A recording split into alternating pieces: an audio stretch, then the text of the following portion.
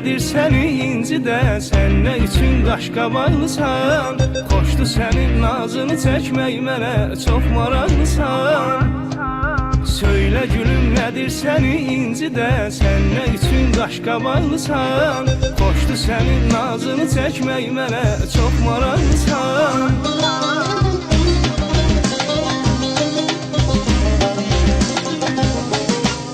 Amma borcumdur halın soruşum mən, könlünü almaq üçün çalışım mən. Sən mənə özgə deyilsən ki canım, sənə yad insan tək yanaşım mən yar. İmdadıma yetmək üçün gəlmisən, məni xoşbəxt etmək üçün gəlmisən. Digər ki tez-tez küsüb inciyirsən, yoxsa balam getmək üçün gəlmisən.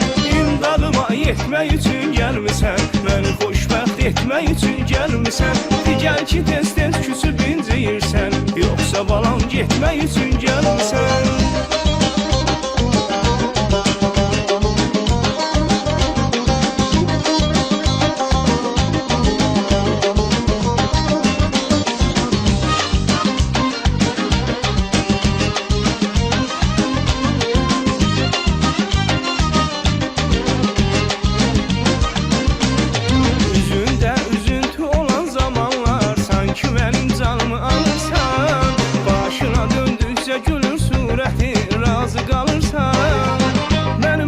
Kimi salsan da çölə, sənin eşqin məni eylərsə kölə.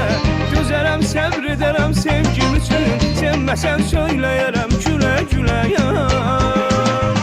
İmdadıma yetmək üçün gəlmisən, məni xoşbəxt etmək üçün gəlmisən. Digər ki tez-tez küsüb inciyirsən, yoxsa balam getmək üçün gəlmisən.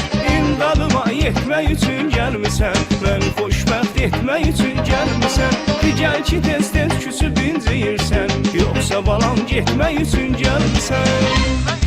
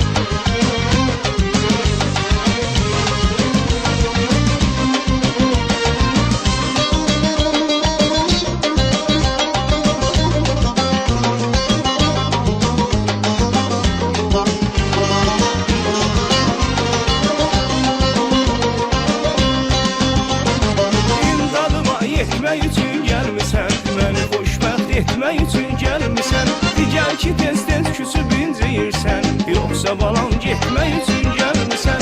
İmdadıma yetmək üçün gəlmisən, məni xoşbəxt etmək üçün gəlmisən. Digər ki tez-tez küsüb inciyirsən, yoxsa balam getmək üçün gəlmisən. İmdadıma yetmək üçün gəlmisən, məni xoşbəxt etmək üçün gəlmisən.